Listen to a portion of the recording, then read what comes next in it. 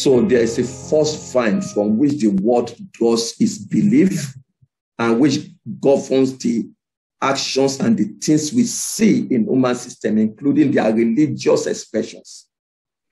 Donc, il y a une fausse vie et c'est de cette vie-là que les hommes tirent leurs mauvais enseignements et c'est des systèmes sataniques qui sont au contrôle au fait de tout cela.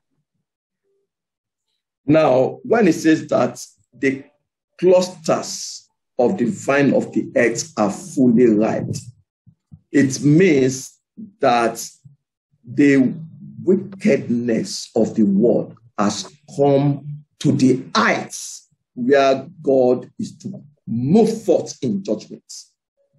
Donc, lorsqu'il est dit que les raisins de la terre sont mûrs, au fait, les raisins de la terre sont mûrs, ce qu'il veut dire, c'est que la méchanceté des gens de la terre est parvenue à sa maturité et qu'il est temps que le Seigneur s'avance au fait pour effectuer son travail. So, come to Joel chapter 3 and read verse 9 to 13. Joel chapter 3. On va aller verse dans 9 to 3, 13. 9 à 13. Dans Joël chapitre 3, verset 9 à 13, je lis. Publiez ces choses parmi les nations, préparez la guerre, réveillez les héros, qu'ils s'approchent, qu'ils montent, tous les hommes de guerre. De vos royaux forgez des épées et de vos serpes des lances, que le faible dise, je suis fort. Hâtez-vous et venez, vous toutes, nations d'alentour, et rassemblez-vous. Là, ô Éternel, fais descendre tes héros. Que les nations se réveillent et qu'elles montent vers la vallée de Josaphat, car là, je siégerai pour juger toutes les nations d'alentour. Saisissez la faucille, car la moisson est mûre. Venez fouler, car le pressoir est plein. Les cuves regorgent, car grande est leur méchanceté. Amen. Amen. Amen. So look at verse 13. It says, put ye in the sickle, for the harvest is ripe. Come, get ye down, for the press is full. The vats overflow, for their wickedness is great. Amen. Amen. Donc, voyez bien le verset 13, il dit, saisissez la faucille, car la moisson est mûre. Venez fouler, car le pressoir est plein. Les cuves regorgent, car grande est leur méchanceté. Amen. We say the same expression in relation to two events that are prophetic. Nous voyons les mêmes paroles ou déclarations en lien avec deux choses qui sont prophétiques. When God wanted to destroy the world that was in the time of Noah, we are told that every imagination of the heart of man had become evil, and it repented God that he had made man. Genesis 6, 5, 6, and 12. Donc, premièrement, lorsque le Seigneur a voulu détruire Noé, on voit au fait ces mêmes paroles qui se disaient dans Genèse 6, versets 5 à 6. On dit, l'Éternel vit que la méchanceté des hommes était grande sur la terre et toutes les pensées de leur cœur se portaient chaque jour vers le mal. Amen. So the wickedness had reached a height, and God moved in judgment. Donc, on voit que la méchanceté était rendue très grande et le Seigneur est venu juger. You say the same thing in the other prophetic time when God was to destroy Sodom and Gomorrah. God said they will go down and see what is said about this city, whether the wickedness is really as people are saying it. Et la même chose s'est passée lorsque le Seigneur voulait détruire Sodome et Gomorrhe. Il a dit qu'il va descendre et qu'il ira voir si leur méchanceté est telle qu'il l'a vue, au fait. You see that in Genesis 18, 20, and 21. Genesis. 18, 1, 8. Donc, on voit cela dans Genèse 18 également. Yeah, and God saw that the wickedness had come to a height. Et le Seigneur a vu que leur méchanceté était grande. So also the clusters of the grape, the clusters of grape of the vine of the earth, fully ripe, the wickedness has come to a peak. Donc, de la même manière, quand on dit que les raisins de la terre étaient mûrs, on voit que la méchanceté était très grande à ce moment-là. And notice that the clusters of grape are to be cast into the winepress of the wrath of God. Et notez que les raisins de la terre là doivent être jetés dans la grande cuve de la colère de Dieu. Amen. Amen. Hallelujah. Amen. Sister Sandra, are you strong? Yes. Yeah. We've not gotten to the time when we'll take a break yet. Oh no, it's okay. We'll soon get there. It's okay. Amen. Amen. Now, there is the wine press of God's pleasure and delight. Il y a également la cuve des délices et des plaisirs de Dieu. Notice what we read the last time when we read Isaiah chapter 5, when God planted his garden and built in it a wine press. Souvenez-vous de ce qu'on avait lu la dernière fois dans Ésaïe 5.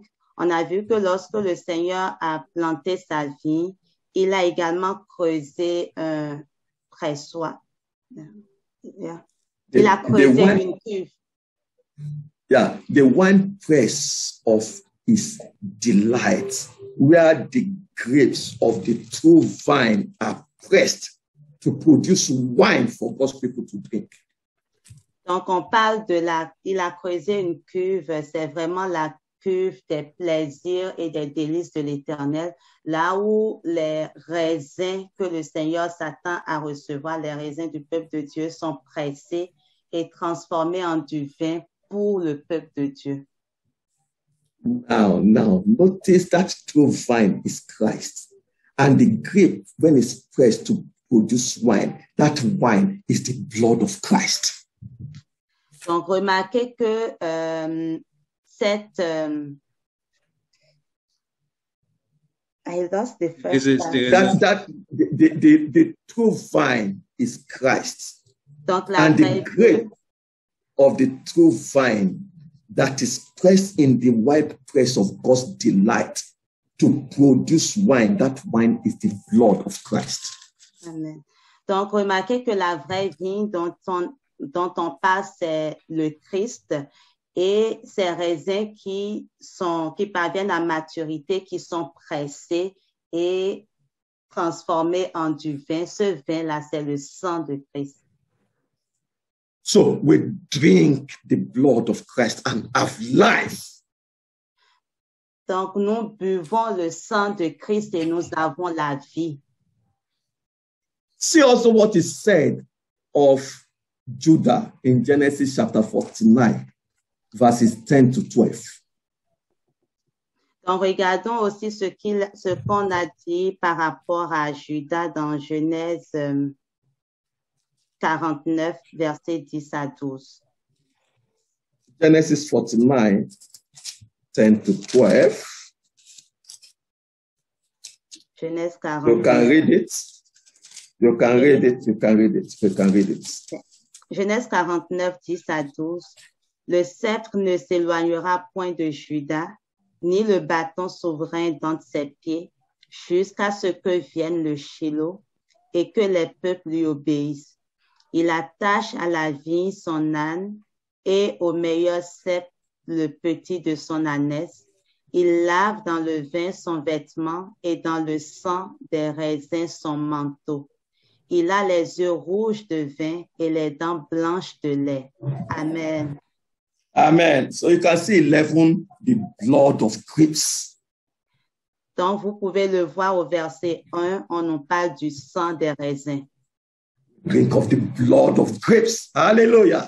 Alléluia. On boit du sang des raisins. Come also to Deuteronomy chapter 32. You see it said of the lost people, Israel. Deuteronomy 32, verse 9, 13, and 14. Deuteronomy.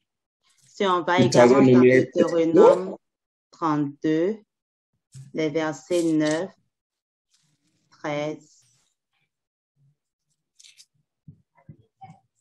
Deuteronomy 32, verse 9, 13, and 14. Read verse 9, then jump to verse 13 and 14. Donc, Deutéronome 32, je lis le verset 9, après on va sauter et aller au verset 13 et 14. Car la portion de l'Éternel, c'est son peuple. Jacob est la part de son héritage. Verset 13. Il a fait monter sur les hauteurs du pays et Israël a mangé les fruits des champs. Il lui a fait sucer le miel du rocher, l'huile qui sort du rocher le plus dur, la crème des vaches et le lait des brebis, avec la graisse des agneaux, des béliers de Bassan et des boucs, avec la fleur du froment. Et tu as bu le sang du raisin, le vin. Amen. Amen. So Amen. verse 14 says, we did drink the pure blood of the grape. Hallelujah. Alléluia. Le verset 14 dit, et ils ont bu le sang du raisin, le vin. So there's the wine press of God's delight in which the grapes of the true vine are pressed, and we drink of the blood of Christ and we have life. Donc, il y a la cuve des délices et des plaisirs de l'Éternel, là même où les raisins sont pressés et nous buvons du sang, du vin qui est le sang de Christ. Et nous avons la vie. Amen. Now, we are going to see the practical implication of that later, because the work of trading grape is something we are going to talk about. Donc, nous verrons l'implication pratique de cela plus tard. Did you say the work of trade? Trading grape. Trader of grape. Okay, don't worry. We'll come to it later in Amos chapter 9. Donc, il y a un travail qu'on fait au niveau des raisins. On viendra à ce moment, presser de raisins, on viendra à cela plus tard. Amen. Amen, amen, amen, amen, amen. Amen. So there's a wine press of God's delight. But in Revelation chapter 14, we're also shown that there's the wine press of the wrath of God, of the anger and judgment of God. Donc, on a vu qu'il y a la cuve des délices au fait de l'Éternel, mais au verset, dans Apocalypse 14, on nous apprend également qu'il y a cette cuve-là de la grande colère de l'Éternel. What is pressed out in that wine press is fierce judgment, and it comes out as blood, but it brings judgment upon the world and upon the human race that are opposed to God. Donc, ce qui est pressé au fait dans cette cuve dont il est question au fait au verset 18, c'est aussi des raisins au fait qui sont pressés et deviennent du sang, mais cela apporte le jugement sur le monde, le jugement sur l'humanité. So, let's read Revelation 16, verse 6. Apocalypse 16, verse 6. Donc, lisons Apocalypse 16, verset 6. Read it. I hope it's verse 6 in your French Bible. Revelation 16, verse 6. Yeah. car ils ont versé le sang des saints et des prophètes, et tu leur as donné du sang à boire. Ils en sont dignes. Amen. Amen. You've given them blood to drink, for they are worthy. That's the release of God's judgment, fierce judgment, bringing pain and destruction over upon all things that are contrary to him. Donc, car tu leur as donné du sang à boire. Il est question ici du fait que le Seigneur relâche au fait son jugement sur le monde et cela apporte des douleurs sur le monde entier. Amen. Amen. So, two types of harvest that comes at the end of each age during the time of harvest. Donc, il y a deux types de moissons qu'on a à chaque âge qui vient au fait durant le temps de la moisson. Then the next thing we want to pick up is that in each age, there is the Lord Jesus Christ that is working in each age.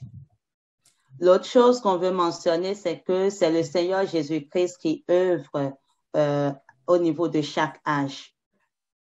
Is carrying out his work of redemption and doing that which he wants to fulfill in that particular age. Il accomplit son œuvre de la rédemption et il fait cela au niveau de chaque âge. Il accomplit ce qu'il avait comme objectif au niveau de chaque âge. And there's the work of sowing and the work of harvest. Et on a l'œuvre de l'ensemencement puis l'œuvre de la moisson. Now, in each age, there's a body of people, a body of servants that are joined to the Lord in the fulfillment of his purpose.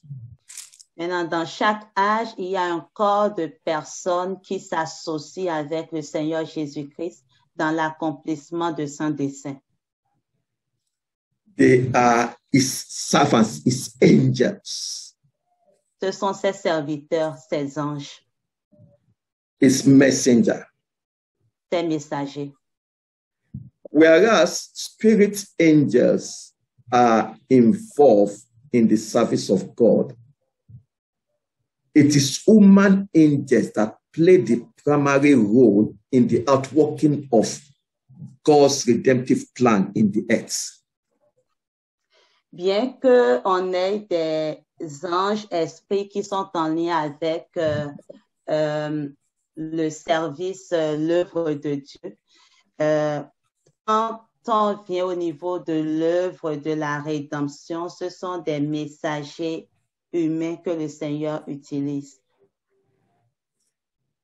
So there's a body of servants associated with the Lord in the fulfillment of his plan in his age. Donc, il y a un corps de personnes qui s'associent avec le Seigneur dans l'accomplissement de son dessein dans chaque âge. There are those that are associated with the work of sowing. Il y a ceux-là qui sont associés à l'œuvre de l'ensemencement. And there are those that are associated with the work of harvest. Et nous avons également d'autres qui sont associés à l'œuvre de la moisson. The servants that are associated with the Lord in the work of harvest are also called the reapers. Ceux-là, les serviteurs qui sont associés au Seigneur dans l'œuvre de la moisson sont également appelés les moissonneurs. So let's read Matthew 13, 30 and 39. Matthew 13, verse 30 and verse 39. Lisons Matthieu 13, 30 à 31.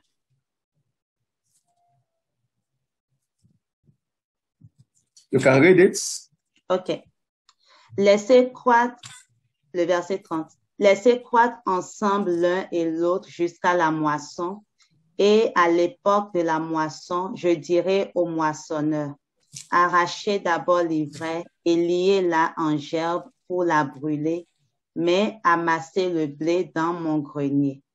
Il leur proposa une autre parabole et il dit, le royaume des cieux est semblable à un grain de sénévé qu'un homme a pris et semé dans son champ.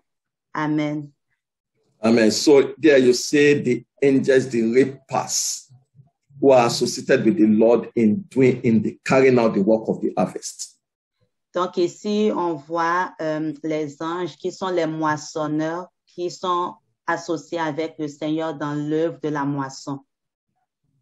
Then let's come to John chapter 4, verse 35 to 38. John chapter 4.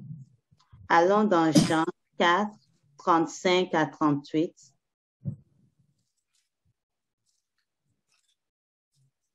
You can read John chapter 4, verse 35 to 38. You can read. Jean 4, verset 35 à 38, je lis. Ne dites-vous pas qu'il y a encore 4 mois jusqu'à la moisson?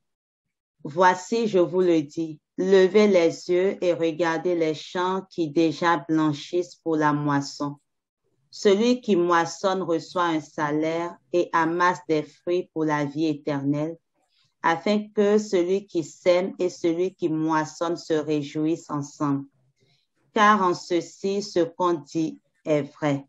Autre est celui qui sème et autre celui qui moissonne. Je vous ai envoyé moissonner ce que vous n'avez pas travaillé. D'autres ont travaillé et vous êtes entrés dans leur travail. Amen. Amen. Verse 38. So some labor, some sow, some have sown, and some are sent to reap. The completion of the work of sowing and reaping fulfills God's purpose for the age. Praise the name of the living God. Donc, le verset 38 nous le dit, il y en a qui ont travaillé et d'autres qui sont envoyés pour faire la moisson. Donc, l'achèvement au fait de l'œuvre de l'ensemencement et de la moisson vient conclure le dessein de Dieu pour l'âge. Amen. Amen. Then one more principle we want to note is that the harvest provides seed, which is to be sown in the next age. From the harvest, you get the seed that allows the work of sowing to take place in the next age.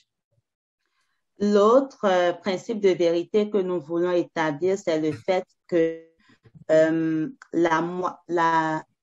moisson, au fait, l'œuvre de la moisson permet d'avoir la semence qui serait semée dans l'âge à venir, dans la prochaine âge, au fait. Amen. Amen. Praise the name of the Lord. Gloire au Seigneur. Now, at this point, should we take a break before we now continue when we come back and see how all of these principles play out in the things we are going to look at?